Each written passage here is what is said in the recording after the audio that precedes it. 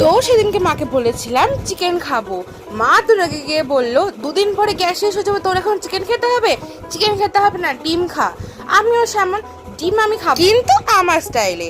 আগের দিন রাত্রে বসে আমি ইনস্টা স্ক্রল করছিলাম, তখনই আমার সামনে একটা টেম্পটিং একটা ডিশ পড়ে, তো আবার ট্রেডিশনাল ওয়েতে, যাতে সাপও মরবে না, লাঠিও ভাঙবে না, মানে আমার বেশি সময়ও লাগবে না, আর গ্যাসও খরচা একদমই হবে না।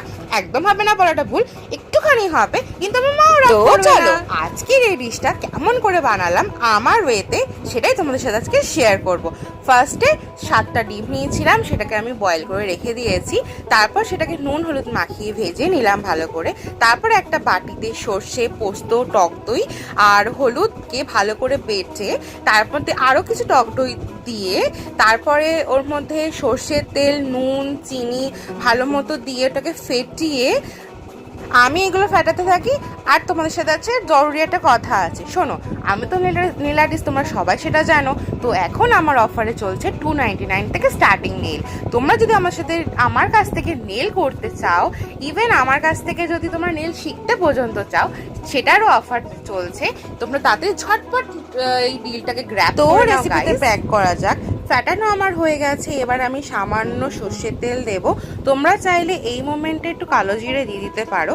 যেহেতু আমি একদম সিম্পল বানাচ্ছি, তাই জন্য আমি কালো জিরে অ্যাড করিনি এখানটাতে।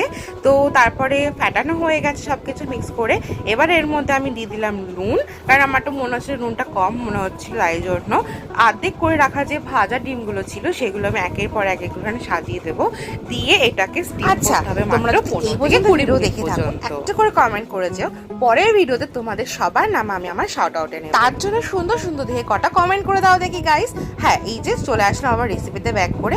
আমি স্টিম করতে বসিয়ে দিয়েছি, ইভেন আমার রেসিপিও রেডি হয়ে গেছে। গরম গরম ভাতের সাথে ডিম ভাপা আমাদের রেডি। এবার খেয়ে নিলেই হয়ে যাবে। রাধে রাধে।